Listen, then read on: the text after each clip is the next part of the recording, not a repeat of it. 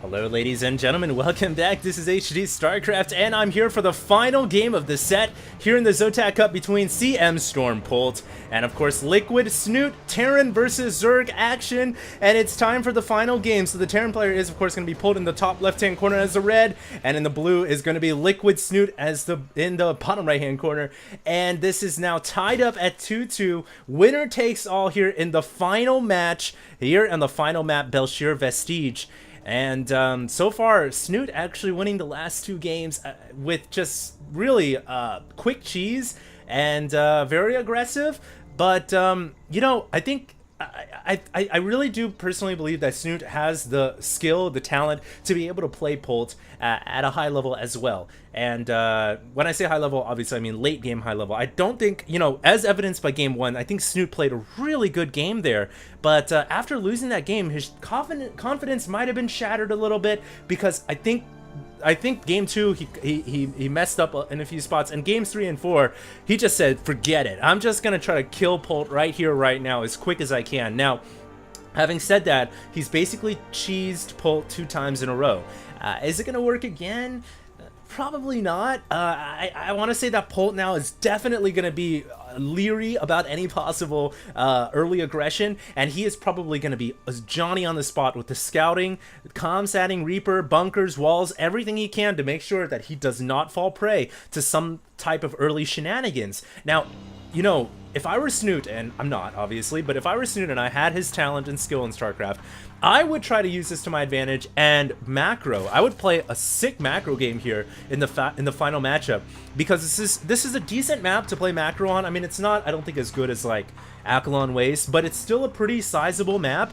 The only thing though is on this map, Zerg has a little bit harder of a time playing late game, because the map doesn't really have that much of an open field to work with.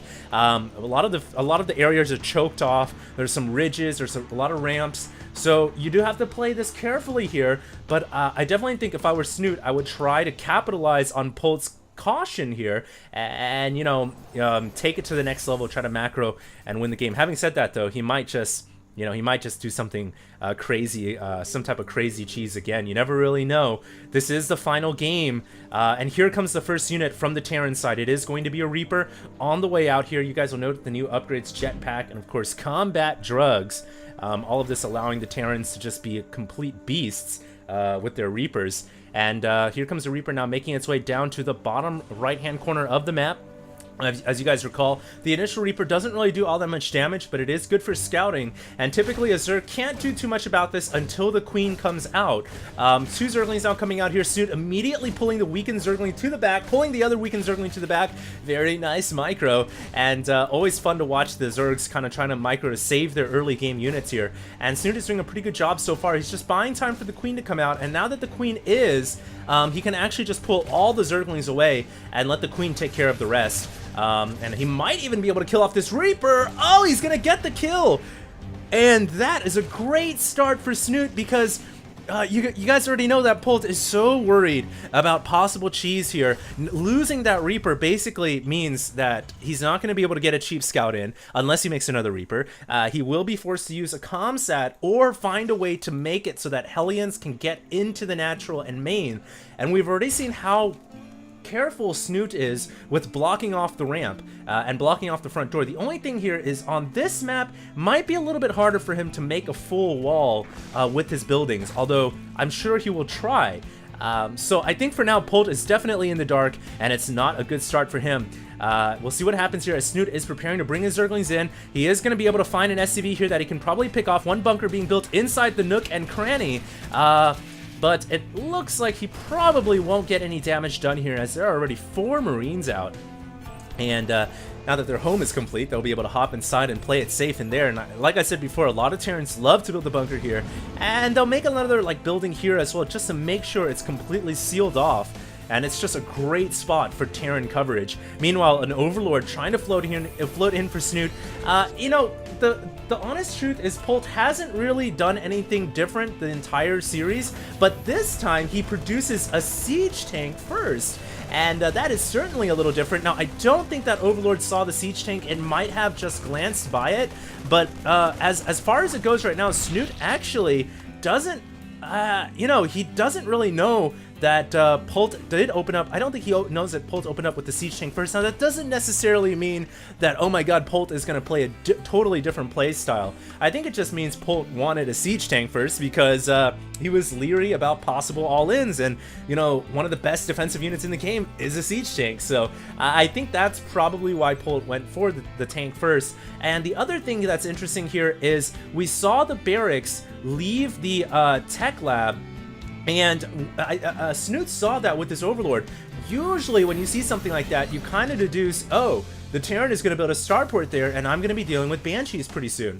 But the fact of the matter is, Polt actually didn't build a starport. He actually just put the factory back onto the tech lab, and now he's going to build another barracks. So kind of interesting, because we aren't seeing a quick starport this game, which is definitely a different take to Polt's game. Every single game that he's played so far, he's built an early starport. So we're not going to be seeing early drops. As far as Snute knows, he probably thinks there's a starport coming, but there isn't. And there's actually a Widow Mine here that is going to burrow down behind the mineral line here, and it's going to get one shot off on the Queen. Now, I like what Snute did. He brought the Queen forward, let her absorb the damage so that none of the drones would die. And he'll have to quickly make an Overseer, and in fact there is one now coming out. So in fact there's one coming over from the left hand side, and so that Widow Mine is certainly going to die despite Polt's efforts to try to save it. It was like, get out of there, but unfortunately it did go down. So Snute killing off the mine. So far a pretty passive start to this game, 10 minutes in, and definitely not seeing an all-in here from Snute. Quite obviously, you know, he's got the third down, he's on layer tech, adding in Baling and Infestation Pit, and he's adding on a fourth hatchery. So if there was any wonder, is Snute doing something crazy this game? No, he's not. He is going to play a straight-up game here with Polt. And, you know, that's the way StarCraft is meant to be. So it's going to take all of his skill and all of his talent here. And, you know, likewise for Polt, too, because I still feel like Snute is a very capable player. Armory is coming right now, which is going to enable, of course, the next round of upgrades for the infantry. We haven't actually seen Polt play around with Hellbats too much. But I guess there isn't really a need for it when his mines are just so effective against the Zerglings. But of course, Hellbats are another way to deal with the Zerglings as well. But regardless, so far, Polt's been playing a pretty good game. This time, he's not emphasizing too much on mines. He's actually going with more of the traditional Wings of Liberty, you know, Marine tank it style. And this is still obviously a very good way to play TVZ. The only thing is you do have to be careful because you do expose your siege tanks when you pull them behind. Pull your infantry behind, that is.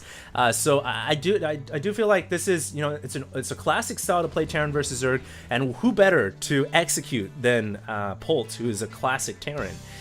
We do have the Hive on the way right now from Snute. 11-minute, 30-second start on the Hive. So a pretty quick start here. Infestation Pit getting Pathogen Glands. Baneling Nest getting Centrifugal Hooks. And fourth hatchery is now beginning to mine. We have some roaches that are breaching the right-hand side here of the map. The 2 supply depots were canceled. Polt's still on top of his supply, so he's not under supply, and he's got a lot of Marines here too. I think he'll be able to clean up these roaches with minimal losses. 4 SCVs have gone down already. The roaches are trying to target SCVs, but all in all, we're only able to kill 5, so Polt coming out ahead there as he was killing, I think he killed like 5 roaches for 5 SCVs, which is a decent trade.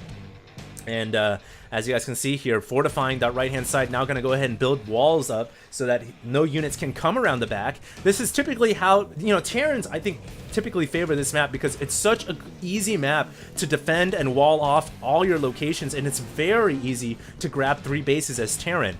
It starts to get a little, for both sides, it starts to get a little scratchy when you're trying to get the 4th base and the 5th base. Namely, this 4th Zerg expansion here, you can see that Snute is very concerned about its vulnerability. Tanks can hide up here, infantry can come from behind the bushes, so he's building a bunch of spines and spores right now, and rightfully so. Polt is beginning to launch his attack here, and I would imagine he'll put some tanks on the high ground, leave some troops on the low ground as well, and split his army apart. But in the meantime, he's got to be careful because some Zerglings have come around the backside. Banelings are coming in as well. Meanwhile, the entire Terran army gets fungled and then chain fungled, and the SCVs and Meals have to run away. It looks like a ton of workers going down. There's 6 more on top of the 5 originally, and most of the Terran army getting caught by fungal growth. Liquid Snute is showing what he's made of, and that was just a brilliant engagement. He won 2 battles in one there. The main battle in the middle of the field, and the economic battle by killing off some SCVs in the background. That was a brilliant play by Snute, and right now looking really good for him. He is going to push out, I'm sure will take out these tanks without too much trouble. He's also got 92 drones, guys. That's a little bit excessive on the drones, but to be fair, he's not maxed out yet. When he's maxed out, that's when you want to start throwing away extra drones.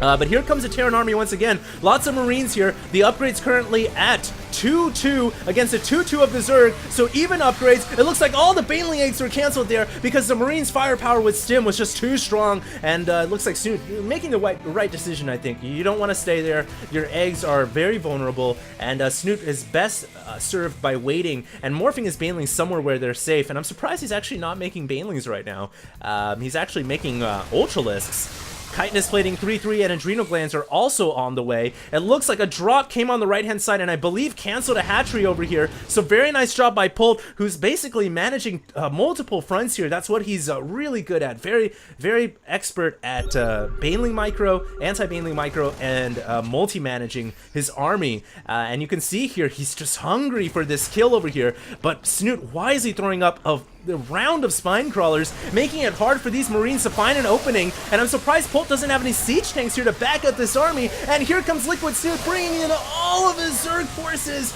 and he's dropping down a bunch of fungals and infested Terrans. It looks like Polt will have to pull away. It's just too much for him to handle. And Snute wins another battle in the middle of the map. Every battle, every win in StarCraft, it's a snowball effect, and Snute is starting to build a pretty mighty snowball. It looks like Polt is trying to come in here with the dropship, trying to get some damage done, going right at the ramp, where these Marines are actually pretty well protected because it's such a nice choke for them. Although they are immediately surrounded by Zerglings, which are, by the way, 3-3 with Adrenal Glands, or soon to be 3-3, I should say. And yeah, this medevac isn't going to be able to accomplish much, but I've got to say Snute is, for the first time, you know, in this series, winning at a long-term macro game. He's looking very good. He is actually looking pretty good in Game 1 as well, if I'm totally honest. But unfortunately, he let it slip out of his fingers, and I think this time it's time for redemption, if you will. This medevac, I highly doubt it will ever get any more damage done because there's a Spore to the left and Forces to the right, not to mention Queens as well. So that medevac is pretty much, yeah. One Marine taking out an Overlord on the left to clear up an area for an expansion.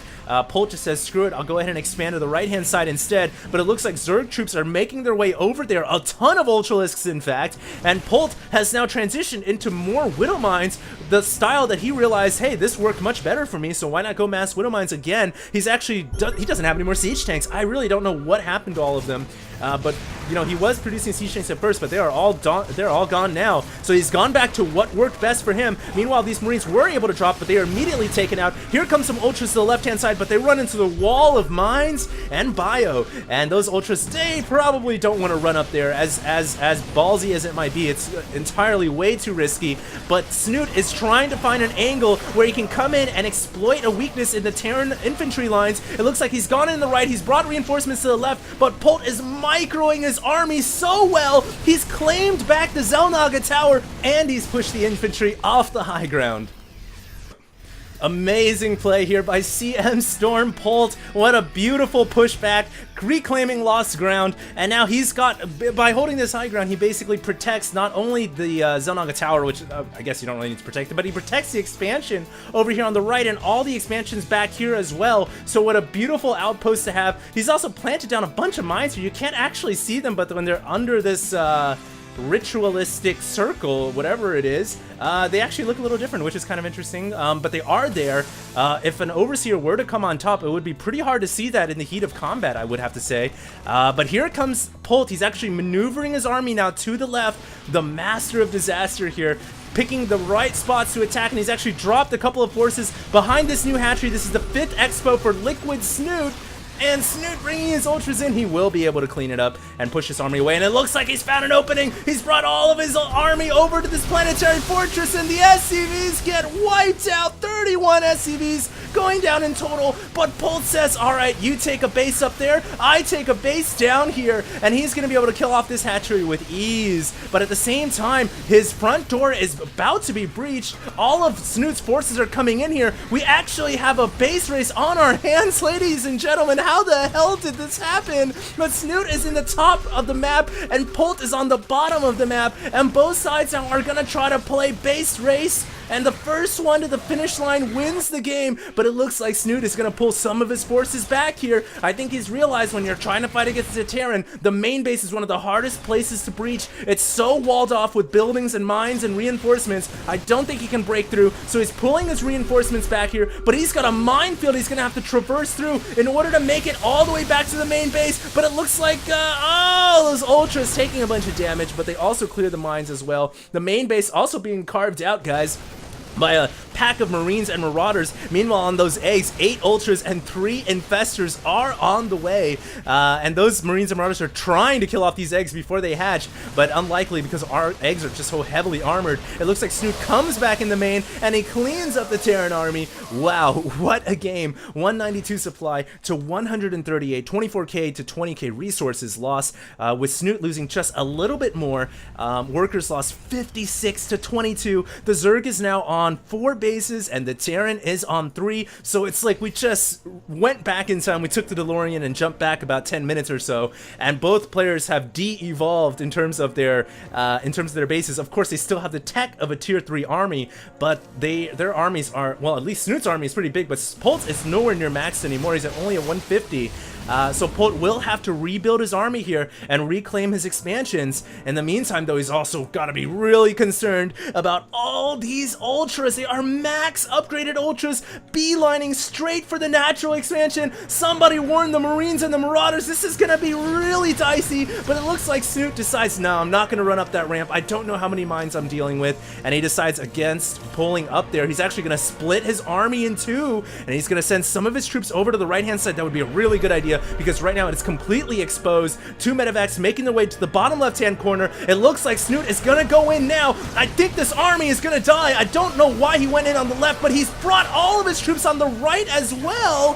So never mind, that's a lot of ultras, and Polt's gonna have to retreat all the way back up to the high ground. The mines playing their part, trying to do damage wherever possible. Drop going on in the bottom left-hand corner. Spawning pool has gone down, so no more Zerglings can come out. Those are cracklings, in fact, so they won't be coming out for some time, and Polt actually retreats right back up into the main base. In the meantime, he kills off the mining expansion on the bottom left-hand corner, and it looks like this single attack, once again, a prime example of why as Terran you always want to be on the offensive, pulling back all of the troops, or at least some of the troops, which basically just saved Polt's butt. And it looks like that medevac is now going to go ahead and flee, but it gets fungled, so it will get taken out. These Infestors also run by this expansion. A couple of Ultras and Roaches still left behind at the top, but looks like they should probably go ahead and try to take out this orbital command. Meanwhile, I don't know how this medevac made it out of there. I thought it was fungled, but it's apparently not. Snute probably mismanaging, and or maybe he didn't have energy on his Infestors, but he missed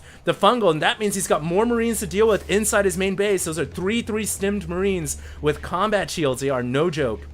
They're going to go straight for the technology centers here. Ultralisk Cavern now in trouble, and this is huge. Snute has to save that. Meanwhile, it looks like Polt now going into Banshee mode to try to keep his forces, to try to deal with the late game Zerg, because there really isn't any anti-air from the Zerg army, so a pretty smart decision here. I will say, though, that Polt is fighting an uphill battle. He's at 117 supply against the 190 of Snute, but then again, a lot of that supply is drones, so Polt's army is, in fact, larger than it may seem. Although that is a pretty big Ultralisk herd, so yeah, you know, this is a close one, guys. And if Polt can continue to play this game of economic strangulation, keeping Snute from mining money, keeping Snute from making income, then it doesn't matter if Snute has 48 drones because he's not making money. Although this is the base right now, this is the high center where Polt should be focusing his efforts on. He should know that there's a base there. Yes, he does, and he should certainly focus his efforts on preventing mining from occurring at that base. It looks like right now he's trying to take out some of these creep tumors in the middle of the map, thereby clearing a path. He's got a lot of Marines and Marauders on the ground now, but how in the world? I mean, his micro is good, but how does he beat an army like this? I don't know. I don't know if he can. So many ultras coming through. Polt is getting fungled as well, so you can't micro when you're fungled. If Polt somehow pulls this off, he is the greatest Terran that I've ever seen, but I don't think he can. All these ultras just coming in from all angles, and these Marines and Marauders struggling to stay alive here. Can they do it? They're microing their hearts out, picking off Ultralisk after Ultralisk, and now it looks like the medevac gonna save the remaining ones. And in the meantime, this expansion up here was taken out. Oh no, Polt is starting to run out of steam. He's only got 22 supply left. I think that might have been it. I think Snute has dethroned Polt. He's done it in a macro game, 28 minutes long, and there is nothing left. As far as I can see, nothing left that Polt can do. No miracles can save you now at 20 supply. So I think this is going to be GG here. A couple of medevacs still floating around, but GG well played calls CM Storm Polt. So what a game, what a series, and I hope you guys enjoyed. If you did, check me out. I'm at YouTube, Facebook, and Twitter at HD Starcraft. And of course, like I said, I'll be going on vacation for a few days, about 4 or 5 days. I'll be back after that, but wish me luck. I'll be in Vegas, and I'll see you guys in the next cast. This is HD, signing out.